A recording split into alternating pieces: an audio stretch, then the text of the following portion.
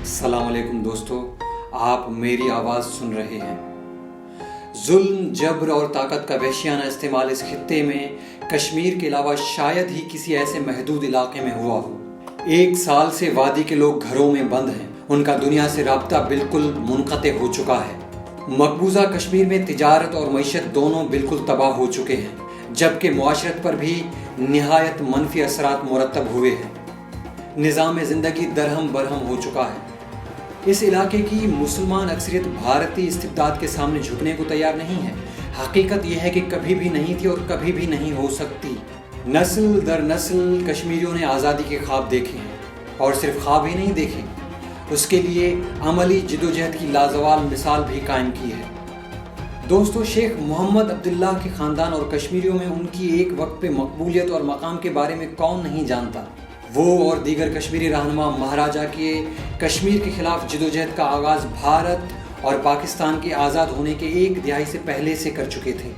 اقلیت اور اقلیت میں سے بھی صرف ایک ڈوگرا خاندان ریاست پر قابض تھا۔ کیسے ڈوگروں نے انگریزوں سے کشمیر حاصل کیا، یہ سازشوں اور دھوکہ دہی کی ایک بہت لمبی داستان ہے۔ جب مہاراجہ ہری سنگھ نے پاکستان کو چکمہ دے کر بھارت کے ساتھ الحاق کرنے کا فیصلہ کیا تھا، اس وقت شیخ عبداللہ مہاراجہ کی قید میں تھے۔ بھارتی وزیر اعظم نہرو کی شیخ عبداللہ سے گہری دوستی تھی۔ متنازع امر یہ بھی ہے کہ بھارتی فوجیں پہلے ریاست میں داخل ہوئی تھیں یا الحاقی دستاویز پر مہاراجہ نے پہلے دستخط کیے تھے۔ ناظرین، نہرو کی پہلی شرط یہ تھی کہ نہ صرف شیخ عبداللہ کو رہا کیا جائے بلکہ فوری طور پر اسے ریاست کا وزیر اعظم بھی بنا دیا جائے، اور پھر یہی ہوا۔ بھارت نے پاکستان کے خلاف اقوام متحدہ میں شکایت کی کہ یہاں سے دخل اندازی کا ارتکاب ہو رہا ہے۔ اس میں کوئی شک نہیں کہ قبائلی لشکر کشمیریوں کے ساتھ مل کر ڈوگرا اور بھارتی فوج کے خلاف لڑے۔ بھارتی وزیر اعظم اسی سے خوفزدہ ہو کر سلامتی کونسل پہنچ گیا تھا، اور جب اقوام متحدہ کی سلامتی کونسل نے تجویز رکھی کہ جموں و کشمیر ریاست میں استصواب رائے کرایا جائے، یعنی کشمیری عوام کو اپنے مستقبل کا فیصلہ کرنے دیا جائے، تو پنڈت جواہر لال نہرو فوراً مان گئے، اور اس موقع پر انہوں نے پاکستان کے وزیر اعظم لیاقت علی خان کو ایک ٹیلی گرام بھی بھیجا تھا کہ جو ہی حالات بہتر ہوں گے کشمیر کے مستقبل کا فیصلہ رائے شماری سے کرایا جائے گا۔ حالات آج تک ٹھیک نہ ہو سکے۔ رائے شماری کی تجویز پنڈت نہرو نے اسی لیے مان لی تھی کہ انہیں یقین تھا کہ شیخ عبداللہ اپنی مقبولیت کے سہارے کشمیر کا الحاق بھارت کے ساتھ کرا دیں گے۔ جموں اور کشمیر کے اندر زمینی حقائق تبدیل ہو چکے تھے، اور بھارت نے جب دیکھا کہ نتائج اس کے حق میں نہیں آئیں گے تو رائے شماری سے صاف انکار کر دیا، بلکہ 35 بدلا کے ریاست میں انتخابات کو ہی رائے شماری لکھا اور پڑھا جائے گا۔ شیخ عبداللہ کو اپنی غلطیوں کا احساس اس وقت ہوا جب پانی سر سے گزر چکا تھا۔ بھارتی آئین کی جب تیاری ہو رہی تھی تو کشمیر کی حیثیت کے بارے میں سوال اٹھے تھے، اور شیخ صاحب کو یقین تھا کہ وہ بھارت کے اندر ایک خود مختار ریاست کا وجود منوا سکیں گے۔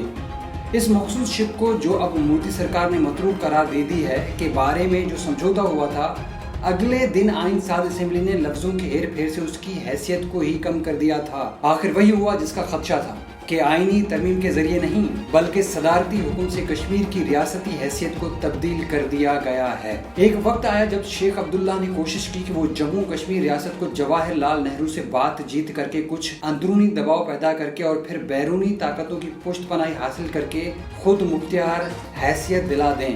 تو انہوں نے پنڈت جی سے اس بارے میں دوستانہ انداز میں بات چھیڑی تو انہوں نے کہا کہ میرے دوست، کوئی ایسی کاوش کرنے کی کوشش کی تو ہم آپ کے گلے میں سونے کی زنجیر پہنا دیں گے۔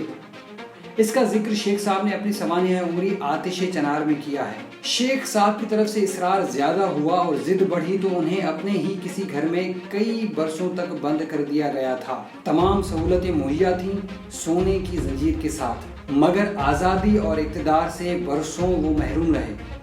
جب دوبارہ وہ اپنی پرانی نوکری اور تنخواہ پر راضی ہوئے، اور یہ غالباً سانحہ مشرقی پاکستان کے بعد ہوا، تو سب کھوئی ہوئی چیزیں انہیں واپس مل گئیں، مگر کشمیر اور کشمیری عوام ان کے ہاتھ سے نکل چکے تھے۔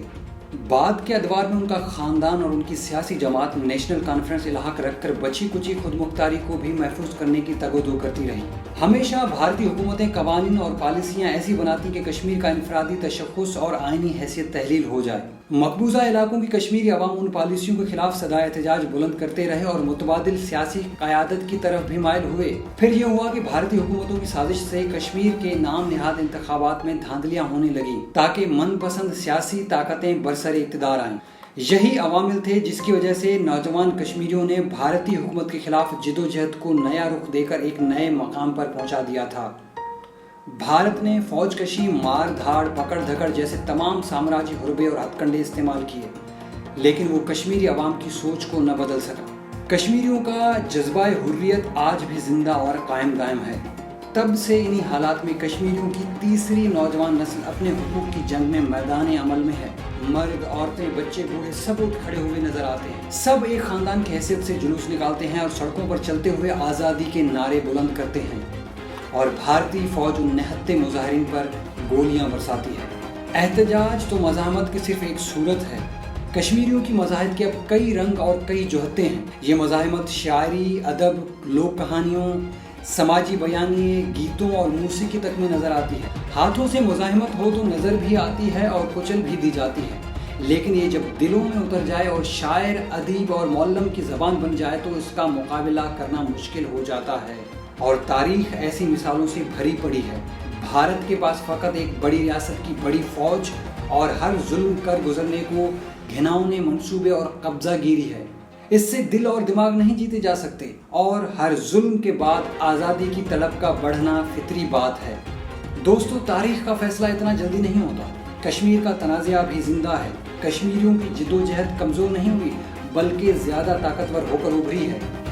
کشمیریوں اور فلسطینیوں کو میں نے دیکھا ہے، جس بھی ملک میں جائیں اور جہاں بھی رہیں، ان کی شناخت، قومیت اور جذبہ آزادی زمان و مکان تبدیل نہیں کر سکی۔ کشمیر اور کشمیریوں کو کیوں بھولیں، وہ آج بھی ہیں اور کل بھی ہوں گے۔